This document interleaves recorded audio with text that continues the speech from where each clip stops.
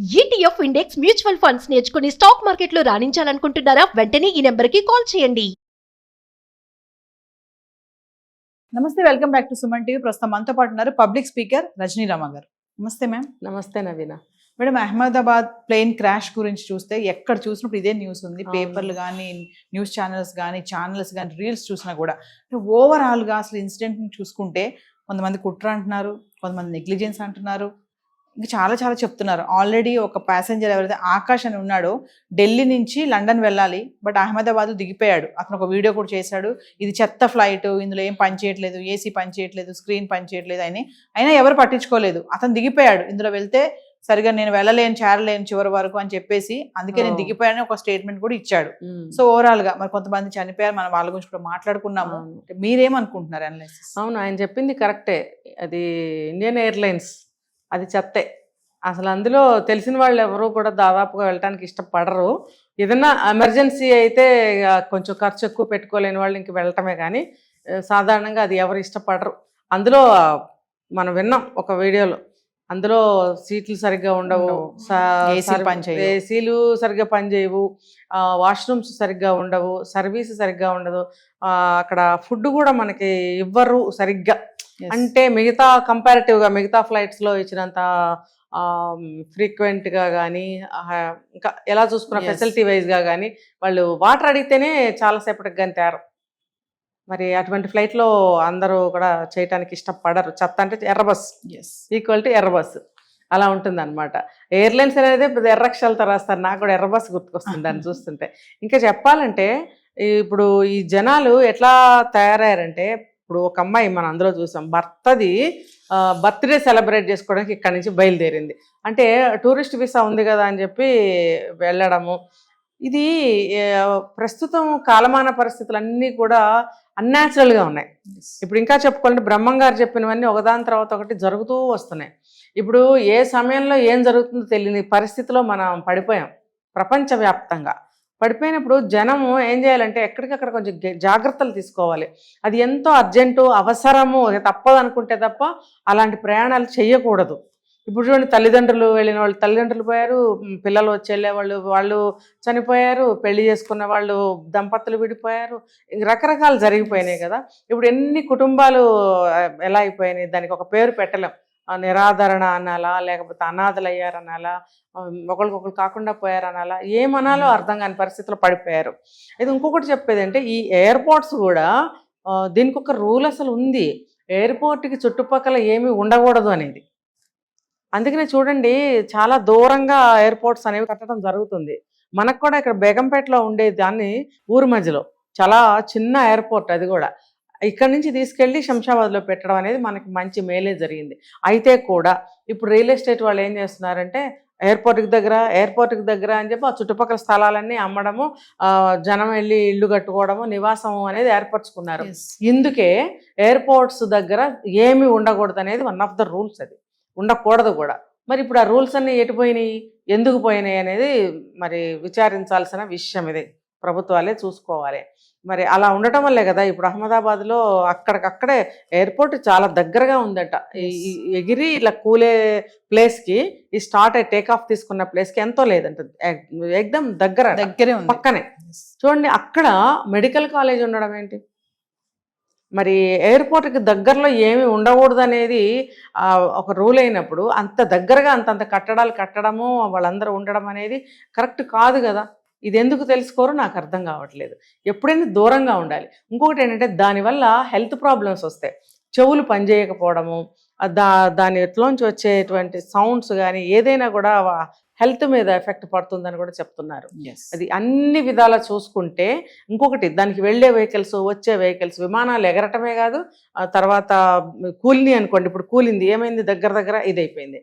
దానికి ఒక స్పేస్ అనేది కావాలి, ఒక మినిమం ఇంత స్పేస్, దాని సరౌండింగ్ ఏరియాస్ మొత్తం దానికోసం ఖాళీగా ఉండాలి. ఇంకొకటి కొన్ని ఎయిర్ ఫోర్స్ అకాడమీలు కూడా ఊరికి దూరంగానే ఉంటాయి. ఎందుకంటే వాళ్ళు ట్రైనింగ్ ఇవి ఉంటాయి, చిన్న చిన్న విమానాలు, వాళ్ళు 24 గంటలు వాళ్ళు ట్రైన్ అవుతూ ఉంటారు. అవి ఎక్కి గొయ్యి ఇలా తిరుగుతున్నట్టు ఆకాశంలో విన్యాసాలు కూడా చేస్తుంటారు వాళ్ళు, ఒక 5-6 కలిసి.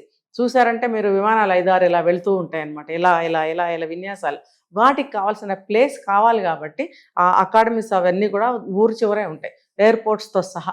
ఇలా ఊళ్ళో పెట్టుకోవడం కాదు, ఇంకా చెప్పాలంటే ఊళ్ళో పెట్టుకోవడం కాదు, ఇది కట్టాకే చుట్టూతా వచ్చేసి ఉంటాయి. ఎయిర్పోర్ట్కి దగ్గర రెంట్స్ బాగా వస్తాయి మాకు, ఏమంటారంటే మంచి డిమాండ్, ఇలాంటి మాటలని చెప్పి ఎయిర్పోర్ట్కి దగ్గరలో స్థలాలు అమ్మడము, మనం కొనుక్కోవడము, ఇల్లు కట్టుకోవడము. అక్కడ మరి ఇల్లు కట్టుకున్న తర్వాత అక్కడ హాస్పిటల్స్ కావాలి, స్కూల్స్ కావాలి, కాలేజ్ కావాలి, మల్టీప్లెక్స్లు కావాలి, అన్నీ కావాలి కదా. మరి అన్నీ వచ్చేస్తున్నాయి. అప్పుడు ఏమైనట్టు ఎయిర్పోర్ట్ ఊరు మధ్యలో ఉన్నట్టు. అదేమి ఊరు మధ్యలో ఉండదు, అది వచ్చాకే ఈ చుట్టూ వస్తాయన్నమాట. ఆ కారణంతోనే బేగంపేట నుంచి తీసి శంషాబాద్లో పెట్టారు మనకి. మరి ఇప్పుడు అహ్మదాబాద్లో చూసుకుంటే ఊరు మధ్యలో ఉంది. సో ఇదొక పెద్ద మైనస్ అన్నమాట. ఈ చుట్టూ ఇల్లులు కూడా ఉన్నాయి అక్కడ పక్కనే, అదే కట్టేసుకుని ఉంటారు. ఇప్పుడు మెడికల్ స్టూడెంట్స్ కానీ డాక్టర్స్ కానీ చనిపోవడానికి కారణం ఏంటి? దగ్గరగా ఉండటం వల్ల. దగ్గరగా ఉండటం వల్ల ఇది ఊహించరు అనమాట. ఎప్పుడైనా సరే ఫ్లైట్ లా టేక్ ఆఫ్ అయినప్పుడు పైకి వెళ్ళిపోతుంది, ఎక్కడికో వెళ్ళి ఏదో క్రాష్ అయితే అవ్వచ్చు, ఏదో బాంబు పెడితే అదంతా బయట అవుతుంది అన్న ఒక పెద్ద గొప్ప నమ్మకం అనమాట. కానీ ఇప్పుడు ఏమైంది? ఇంటి పక్కనే అన్నట్టుగా జరిగిపోయింది. ఇలాంటివి ఆలోచించాలి. జనం కూడా ప్రయాణాలు ఊరికూరికి అవసరం ఉన్నదానికి లేని దానికి వెళ్ళిపోకూడదు. మరి డబ్బులు ఉన్నాయి కదా అని చెప్పి ఎంజాయ్ చేసేస్తున్నారు ప్రతి చోటకి వెళ్ళిపోయి. ఇది చేయొచ్చా, ఇది చేయకూడదా, ఇది అవసరమా, ఇది కాదా అనేది ఎవరు ఆలోచిస్తున్నారు? ఇప్పుడు చూడండి, పబ్బులు పార్టీలు అంటున్నారు, డబ్బులు ఉండేగా వెళ్తున్నారు. డబ్బు లేనాడు వెళ్తున్నాడా? వాటికి వెళ్ళట్లేదు. డబ్బులు ఉన్న వాళ్ళే దీన్ని ఎలా ఎంజాయ్ చేయాలి, ఇంకా మళ్ళీ మళ్ళీ ఎలా వెళ్ళాలి, 10 సార్లు ఎలా వెళ్ళాలి. ఇప్పుడు ఇక్కడిక్కడే ఉండేవి, తర్వాత పక్క స్టేట్కి వెళ్ళటం మొదలుపెట్టారు, ఇప్పుడు వేరే కంట్రీస్కి వెళ్ళటం మొదలుపెట్టారు. డబ్బులు బాగా ఉన్నాయి, ఫ్లైట్స్ బాగా ఫ్రీక్వెంట్గా ఉన్నాయి. ఇప్పుడు ఎయిర్లైన్స్ ఫ్లైట్ ఏదైతే ఉందో అమెరికా వెళ్ళింది, ఆ ఫ్లైట్ తీసుకుంటే ఎన్నో ట్రిప్పులు వేసిందంట అది లాస్ట్ 5 daysలో. అంటే ఆ సర్వీసింగ్ కోసం, ఆ డబ్బుల కోసము సర్వీస్ కూడా చేయించకుండా దాన్ని అలాగే నడిపారు. ఆ ఫ్లైట్ ల్యాండ్ అయినప్పుడు, అంటే రిటర్న్ అయినప్పుడు, అరైవల్ అయినప్పుడు దానికి ఒక క్లియరెన్స్, సర్వీస్ క్లియరెన్స్ సర్టిఫికేట్స్ ఉంటాయి. దాని మీద ఎయిర్పోర్ట్ అథారిటీస్ వాళ్ళు సైన్ చేస్తారు. Okay, service cleared, okay next ట్రావెలింగ్కి దిస్ ఈజ్ రెడీ అని చెప్పి. అలాగే బయలుదేరేటప్పుడు మళ్ళీ ఇక్కడ క్లియరెన్స్ సర్టిఫికేట్ మీద మళ్ళీ ఈ అథారిటీ వాళ్ళు మళ్ళీ కూడా సంతకం పెడతారు, ఇది వెళ్ళడానికి సిద్ధంగా ఉంది, ఆల్ పర్ఫెక్ట్గా ఉంది. అంటే టెక్నికల్ ఇష్యూస్ ఏమైనా ఉన్నా దాన్ని బాగు చేయడము, మళ్ళీ ఫ్యూయల్ నింపుకోవడము, అలాంటివన్నీ చేయటం అనేది చేసిన తర్వాత మళ్ళీ వీళ్ళు సర్టిఫికేట్ ఇస్తారు. ఇవి ఏవి లేకుండా నడుపుతున్నారు. ఎందుకు? జనాలు బాగా వెళ్తున్నారు, మనకి డబ్బులు వస్తున్నాయి, దీన్ని సర్వీస్ బాగానే ఉందిలే, నిన్నగా చేసాము, ఇంతలోనే ఏం అవ్వదులే అన్న భరోసాతోటి పంపించేస్తున్నారు. ఆ రీజన్తోనే ఇది జరిగింది. ఇంకా చెప్పాలంటే వీళ్ళు అది క్లీనింగ్ కూడా లేదు. అదే వాష్రూమ్సే కానీ, లేకపోతే మేబీ చేస్తారేమో వాష్రూమ్స్. ఆ ఫ్లైట్ లోపల ఒక మూవీ ఒక షో అయిపోగానే రెండో షోకి క్లీన్ చేస్తారు కదా, మనం వెళ్ళేటప్పటికి నీట్గా ఉంచుతారు. తినేసి కాగితాలు అవి ఇవి ఎక్కువ పడేస్తారని చెప్పి క్లీన్ చేస్తారు. అలాంటిది ఫ్లైట్ ఇన్ని అవర్స్ జర్నీ చేయాలి, అందులో మనుషులు తిరగాలి, మరి వాళ్ళకి ఆరోగ్యం చూడాలి కదా, హైజెనిక్గా ఉంచాలి కదా, అది కూడా క్లీనింగ్ లేదు. అది కూడా హెల్త్ మీద ఎఫెక్ట్. ఇప్పుడు రకరకాల వైరస్లు వస్తున్నప్పుడు ఎవరైనా ఫేస్ తుడుచుకున్న వైపర్స్ పడేయచ్చు, లేకపోతే కోల్డ్ అవ్వచ్చు, టిష్యూస్ పడేయచ్చు, ఏదన్నా అలాంటిది వైరసే కదా అదంతా. అటాక్ అయితే క్లీనింగ్ అయితే వెరీ మస్ట్. అదేమి చేసినట్లేరు. ఈ రీజన్స్ వల్ల, అంటే రకరకాల అన్నమాట, ఒకటి కాదు. నువ్వు అంత దాన్ని క్లీన్ చేయకుండా, సర్వీస్ సర్టిఫికేట్ లేకుండా వెంటనే నడపడానికి కారణం ఏంటంటే వీళ్ళు రెడీగా ఉన్నారు ప్యాసింజర్స్ వెళ్ళడానికి, వీళ్ళకి ఫ్రీక్వెంట్గా అందుబాటులో ఉండడానికి అనమాట. సో ఇన్ని ఫ్లైట్స్ మనకి అందుబాటులో ఉన్నాయి, ఈజీ. ఇప్పుడు మనం అనుకుంటాం కదా, ఈ టైంకి ట్రైన్ ఉందంట, ఈ టైంకి బస్సు ఉందంట, వెళ్ళొచ్చు అని చెప్పి మనం బయలుదేరి వెళ్తాం ఎక్కడికైనా. అలాగే ఫ్లైట్ కూడా ఉంది, ఈ టైంకి ఉంది, మనం వెళ్ళిపోవచ్చు, అప్పటికప్పుడు సూట్ కేసు సర్దేసి వెళ్ళిపోతున్నారు. అంత ఫ్రీక్వెంట్గా నడుపుతున్నారు ఫ్లైట్స్ని. దానివల్ల కూడా జనం వెళ్ళడానికి ఇంట్రెస్ట్ చూపిస్తున్నారు. ఏముంది, ఇప్పుడు ఉన్న బట్టలు, ఒంటి మీద ఉన్న బట్టలతోటి ఎక్కేస్తున్నారు. తలదూకోవడాలు, బట్టలు మార్చుకోవడాలు ఇప్పుడు ఇంటర్నేషనల్ ట్రావెలింగ్స్ లేవు. పాత రోజుల్లో అయితే చాలా అఫీషియల్గా రెడీ అయ్యి చాలా ఫార్మల్గా వెళ్తుండేవారు. అలా లేదు ఇప్పుడు. చూసారంటే ఎలా ఉన్నావు, నిద్ర లేచి ఆ చింపిరి చుట్టుకు ఒక రబ్బర్ బ్యాండ్ వేసుకుని ఫ్లైట్ ఎక్కేస్తున్నారు. అదే అర్ధరాత్రి తెల్లవారుజామున ఫ్లైట్లు ఉంటాయి, ఇప్పుడు ఎవరు రెడీ అవుతారులే, అవే బట్టలతో బయలుదేరి. అంటే అంత ఈజీ అయిపోయింది ప్రయాణం. అయిపోవడం వల్ల ఆ ఫ్లైట్ తిప్పడం అలాగే ఉంది, వీళ్ళు వెళ్ళడం అలాగే ఉంది. సో అయిన దానికి కాని దానికి తిరగడం వల్ల ఇప్పుడు ఎంత ప్రాణ నష్టం జరిగింది చూస్తున్నారు కదా, ఎన్ని ఫ్యామిలీస్ విచ్ఛిన్నం అయిపోయాయి చూస్తున్నారు కదా.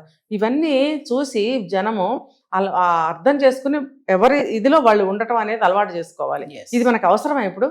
ఇప్పుడు అవసరం లేకపోయినా పరిగెట్టుకు వెళ్ళిపోవడం. నీ వంతు వచ్చినప్పుడు నువ్వు వెళ్తావుగా అమ్మాయి, మీ ఆయన బర్త్డేకి ఇప్పుడు నువ్వు వెళ్ళకపోతే ఏమైంది? ఇంకా ఎన్నో బర్త్డేలు వస్తాయి. నువ్వు అక్కడికి వెళ్ళిన తర్వాత కాపురానికి ఇద్దరు కలిసి నీవి చేసుకోండి, ఆ అబ్బాయివి చేసుకోండి బర్త్డేలు, బాగుంటుంది కదా. ఇప్పుడు నువ్వు వెళ్ళడం వల్ల అవసరమా? ఆ మాట తను ఆలోచించినట్టయితే తను ఇక్కడ ఆగేది. బయలుదేరి వెళ్ళింది, చనిపోయింది. అంటే మామూలుగా ఒక విషయం ఆలోచిద్దాం మేడం, మనం ఫ్లైట్ ఎక్కామనుకోండి, అవన్నీ ఏమైనా పని చేయట్లేదు అంటే ఖచ్చితంగా మనం రిపోర్ట్ చేస్తాం కదా. కనీసం వీళ్ళు ఎవరు అడగలేదు అంటారా? అంటే ఇది బాగాలేదు, అది బాగాలేదు, అసలు ఇలా ఉందేంటి, ఇది కరెక్ట్గా లేదని చెప్పి వాళ్ళని క్రూ మెంబర్స్ వాళ్ళని పిలిచి అడిగి, లేదు ఇది సరిగా లేదు ఆగండి అని చెప్పి చెప్పడం ఏవో చేస్తారు కదా జనరల్. అంటే పట్టించుకోలేదు, నెగ్లిజెన్స్. చెప్పేది అదే, మన ఇండియన్స్ ఏంటంటే విమర్శించడానికి 1000 మంది ఉంటారు, అడగడానికి ఒక్కడ కూడా ఉండడు. నువ్వు ఇంత నోరేసుకుని నీ చెయ్యి ఉంది కదా అని కళ్ళంతో రాసేస్తావు విమర్శలు, మరి అడగడానికి ఎందుకు నువ్వు అడగవు? ఇప్పుడు మన ఎవరైతే ఢిల్లీలో ఒక ఆయన ఆకాష్ అన్న ఆయన దిగిపోయారు, ఆయన కంప్లైంట్ చేశారంట ఆ ఫ్లైట్లో. చేసినప్పుడు అదేదో ఏసీ రిమోట్ ఏదో పని చేయలేదు. చాలా చెప్పాను కదా నేను, ఎయిర్లైన్స్లో పని చేయవు. ఏదో కూర్చుని ఎర్ర బస్సులో కూర్చున్నాం, ఇక్కడ ఎక్కి అక్కడ దిగ ముక్కు మూసుకుని దిగిపో, అలాగే ఉంటుంది అది. మరి ఆయన మీరు అడిగారు ఎందుకు, చేసేవాళ్ళు ధైర్యం చేసి ఎవరన్నా ఒకళ్ళు అడిగితే కూడా ఏం పట్టించుకుంటారా, ఓకే సార్ ఇప్పుడే చెప్తా అంటారు. మళ్ళీ వాళ్ళు కనపడరు, చాలాసేపు కనపడరు. మనం ఇలా చూసి మెడల నొప్పులు పెట్టాలి. వాళ్ళు వచ్చేటప్పటికి మనకి విసిగుట్టి మనం మానేస్తాం అనమాట. ఇలా వాళ్ళు ఏం చేస్తారు, వాళ్ళల్లో వాళ్ళు భలే కోఆర్డినేషన్ ఉంటారండి. వాళ్ళు ఎయిర్ ఫోర్స్టెస్ అందరూ కూడా, ఆ స్టాఫ్ అనేవాళ్ళు, వాళ్ళు షిఫ్ట్ డ్యూటీ వెంటనే చేంజ్ చేసేసుకుంటారు, వీళ్ళిటు వాళ్ళటు. ఇంకా అమ్మాయిని అడగాలంటే తను ఇక్కడికి రాదు, తను అటు వెళ్ళిపోతుంది. నాకు జరిగింది ఎక్స్పీరియన్స్, అందుకని నేను ఇలా చెప్పగలుగుతున్నాను. మళ్ళీ కనపడరు వాళ్ళు, ఎప్పుడో కనిపిస్తారు. అప్పటికి మనదంతా చల్లారిపోతుంది ఇక్కడ. ఒకవేళ నాలాంటిది కోపంతో ఏమ్మాయి అప్పుడు అనగా అడిగాను ఏం మాట్లాడలేదు ఏంటంటే, అది అప్పుడు ఇంకా తప్పనిసరి పరిస్థితులు ఏదో ఒకటి చెప్తుంది అనమాట. దానికి టెక్నీషియన్స్ సరిగ్గా లేరనో, లేకపోతే అది రెక్టిఫై అవ్వలేదనో, లేకపోతే స్టిల్ చేస్తున్నారనో, ఇలాంటి మాటలు చెప్తారు. జరగవు అవి. ఎందుకు అని అంటే వాళ్ళ ఖర్చు కదా, ఖర్చు. పబ్లిక్ కూడా కొంచెం అవేర్నెస్ గా ఉండి, అంటే సరిగా లేదు అంటే అడగడానికి, మీరు అన్నట్టుగానే రాస్తారు, విమర్శిస్తారు, కానీ ధైర్యంగా అడగడానికి ఎవరు ముందుకు రావట్లేదు అనేది. ఇలాంటి జరిగినప్పుడైనా కనీసం ఇంకెవరైనా ఇలా ప్రయాణాలు చేసేటప్పుడు ఏదైనా సరిగా లేదు అంటే అడగడానికి ప్రయత్నించి క్వశ్చనింగ్ చేయడం నేర్చుకుంటే మంచిది, అది ఎందులో అయినా సరే. అవును. ఇంకొకటి ఏంటంటే వాళ్ళ తెలివితేటలు ఇలాంటి వాటికి ఉపయోగిస్తారు, విమర్శించడానికి, వెక్కిరించడానికి. ఇప్పుడు వాళ్ళ సెల్ఫ్ సెక్యూరిటీ ఏం చూసుకుంటున్నారు? ఎప్పుడు మనం టికెట్లు కొనేసుకున్నాము, మనకి అలాట్మెంట్ అయిపోయింది సీటు, మన లగేజ్ అంతా వాళ్ళు అక్కడ వేసేస్తున్నారో అనుకుని కూర్చోవడం కాదు. మన సెల్ఫ్ అవేర్నెస్, సెల్ఫ్ సెక్యూరిటీ కూడా చూసుకోవాలి మనం. అంటే జనరల్గా ఎవరైనా పెట్టుకుంటారో వాళ్ళకి అవసరమైన మెడిసిన్స్ అవన్నీ, ఇంకా వాళ్ళకి ఏదో ఇన్సూరెన్స్లు అవి కూడా వాళ్ళకి పాలసీస్ ఏవో తీసుకుంటారు తెలివిగల వాళ్ళు. ఎంతమంది తీసుకుంటే వాళ్ళకి క్లెయిమ్ అవుతుంది, ఉన్న వాళ్ళకి హెల్ప్ అవుతుంది కదా. అంటే ఏదైనా ఎవరైనా కష్టాల్లో ఉండొచ్చు, డబ్బు లేకపోవచ్చు, ఎక్కువ శాతం వెళ్ళేవాళ్ళు మనీ కోసం వెళ్తారు కదా అబ్రాడ్. అలాంటి వాళ్ళకి ఇది ఆలోచించాలని ఎందుకు తోచదు? తెలివితేటల్ని వృధా చేస్తుంటారు, తెలివిగా ఇలాంటి చోట ఉపయోగించరు. ఇలాంటి ఏమంటారంటే తెలివి తక్కువతనంతో, వేరే వాళ్ళ మీద కాన్సన్ట్రేషన్ తోటి ఎక్కడికైనా వెళ్ళామంటే ముందు మన మైండ్ బ్లాక్ అయిపోతుంది, తెలివితేటలు ఉపయోగించరు. ఫ్లైట్ ఎక్కినప్పుడు ఈచ్ ఎవ్రీ టైము వాళ్ళు ఎయిర్ హోస్టెస్ చూపిస్తుంటారు మనకి. నేను అనుకుంటా చూపించిందే చూపిస్తారు వీళ్ళని, కానీ నాకు ఒకరోజు అనిపించింది నవీన, అమ్మ వీళ్ళు ప్రతిసారి చూపిస్తున్నారు, మనకేమో తెలుసుగా చూసాం కదా అని ఊరుకుంటున్నాము. ఫర్ ఎగ్జాంపుల్ ఈ రోజు ఏదన్నా జరిగిందనుకో, ఈ అమ్మాయి ఇప్పుడు చెప్తుంది మనకి, ఇప్పుడు రికార్డ్ అవుతుంది ఇక్కడ, అప్పుడు చేయగలుగుతామా వెంటనే? అప్పుడు ఇవి మనం మర్చిపోవచ్చు, తెలుసు కదా అని ఇక్కడ ఊరుకోకుండా ఇప్పుడు కూడా వింటే, ఇవాళ ఏదన్నా జరిగింది అనుకోండి, ఆ అమ్మాయి చెప్పింది ఫ్రెష్ గా మనకు గుర్తుంటుంది ఏం చేయాలనేది, అది మనం వినాలి. కానీ ఇదే సంఘటన అహ్మదాబాద్ దాంట్లో కూడా చేసే ఉంటారు, బట్ ఆ టైం కూడా లేకుండా, దానికి అక్కడ టైం లేదు. నేను జనరల్ గా చెప్తున్నాను. ఇప్పుడు ఆ అబ్బాయి ఎమర్జెన్సీ డోర్ దగ్గర కూర్చున్నాడు, రమేష్ విశ్వాస్. మరి కూర్చున్నప్పుడు అతనికి అవకాశం ఉంటే డోర్ ఓపెన్ చేసి వెళ్ళే ఛాన్స్ అయితే అతనికి ఉండేది, అంటే ఇంకొంచెం టైం ఉంటే. అది అతను లక్కీగా పగిలిపోయి సీట్తో పాటు వెళ్ళిపోయాడు కాబట్టి అదే డోర్లోంచి లక్కీ. లేకపోతే ఆ డోర్ దగ్గర కూర్చున్న వాళ్ళకి అది అవకాశమే కదా, అది వినాలి. మీ ఎమర్జెన్సీ డోర్ ఉంది అని చెప్తారు, వెంటనే మనం ఏం చేయాలి, అది ఎక్కడుందని చూడాలి. అది ఎవరో ఒకరి దగ్గరే ఉంటుంది, అది అందరి దగ్గరే ఉండదు. అది ఎయిర్ హోస్టెస్ కూర్చున్న ప్లేస్లో కూడా ఉంటుంది ఒక్కొక్కసారి, దాని దగ్గరలో కూర్చున్న వాళ్ళకి అది అవకాశం అనమాట. అది మనం గమనించాలి. తర్వాత ఆ నోట్లో పైప్ పెట్టుకుని గాలి ఎలా పీల్చాలి, ఆ బెల్ట్ ఎలా, అన్నీ చూపిస్తుంటారు వాళ్ళు. కింద మనకి ఎక్విప్మెంట్స్ పెడతారు, దాన్ని ఎలా తీసుకోవాలి, మీ సీట్ కింద ఉందని చెప్తుంటారు, మనం వినాలి. మనకేంటంటే గర్వం ఎక్కువ, అంటే మనకు అన్ని తెలుసు, మాకు అన్ని తెలుసు, అబ్బా ఈ అమ్మాయి పని లేదు, ఏం జరుగుతుంది, ఏం జరగదులే. ఎస్, ఇది ఒక పెద్ద భరోసా. ఈ అసమానం ప్రతిసారి ఏదో ఒకటి జరిగిపోతే ఎన్ని ఫ్లైట్స్ ఎలా వెళ్తున్నాయి, అది ఖచ్చితంగా అందరం అనుకునేదే అది. కానీ ఇప్పుడు ఏమైంది, ఇప్పుడు మనం ఎన్ని యాక్సిడెంట్స్ గురించి చూసాము, అన్ని జరిగినాయి కాబట్టే కదా మళ్ళీ మనం జాగ్రత్తలో ఉండాలి, ఎప్పటికప్పుడు జాగ్రత్తలో ఉండాలి. ఇప్పుడు ఫ్లైట్ ఎక్కాము అని అంటే పరిసరాలన్నీ గమనించుకోవాలి, అక్కడ వస్తున్న సౌండ్స్ చూడాలి, ఆ సౌండ్స్ ఏదైనా డిఫరెంట్గా ఉంటే మనం అలర్ట్ అవ్వాలి, ఇవన్నీ గమనించుకోవాలి ఫ్లైట్లో కూర్చొని. తర్వాత ఫ్లైట్లో ఇచ్చిన ఫుడ్ అల్లా ఊరికే తినేసేయకూడదు, మళ్ళీ మనకి డైజెషన్ ప్రాబ్లమ్స్ వస్తాయి, తర్వాత వాష్రూమ్ ప్రాబ్లమ్స్ వస్తాయి. సాధ్యమైనంత వరకు ఆ ఒక్కరోజు డైట్ పాటించుకుంటే తప్పేముంది. పిల్లల్ని తీసుకుని మాటిమాటికి వెళ్తుంటారు బాత్రూమ్స్కి, దానివల్ల వాష్రూమ్స్ నాశనం అయిపోతాయి. అంటే ఇది సొసైటీలో ప్రతి ఒక్క సిటిజన్ బాధ్యత అండి. ఫ్లైట్లోనే కాదు, బస్సులోనే కాదు, ట్రైన్లోనే కాదు. ఇష్టం వచ్చినట్టు తినేసి, ఇష్టం వచ్చినట్టు వాష్రూమ్స్ వాడేసి, కంపు చేసేసి, నిజంగా ఎయిర్లైన్స్లో కూడా అలాగే ఉంటుందండి. ఇది గవర్నమెంట్ సర్వీసెస్ కాబట్టి వాళ్ళు ఖర్చు పెట్టరు. అదే మనకి ప్రైవేట్ ఫ్లైట్స్కి వెళ్తే చాలా బాగుంటాయి. అందుకు ఫెసిలిటీస్ ఉంటాయి, అవి ప్రైవేటీకరణ చేశారు కాబట్టి. గవర్నమెంట్ ఎందుకు ఖర్చు పెడుతుంది? సో తక్కువ రేట్ అని చెప్పి దీనికి వెళ్తారు అందరూ. ఏమైనా ఇవన్నీ జాగ్రత్తలు తీసుకున్నట్టయితే కొంతలో కొంత మనకి ఉపయోగాలే కదా ఇవన్నీ, మనకి చాలా ఈజీ అవుతుంది జర్నీ, హెల్ప్ అవుతుంది. సో తెలుసుకోవాలి అందరూ. Thank you ma'am.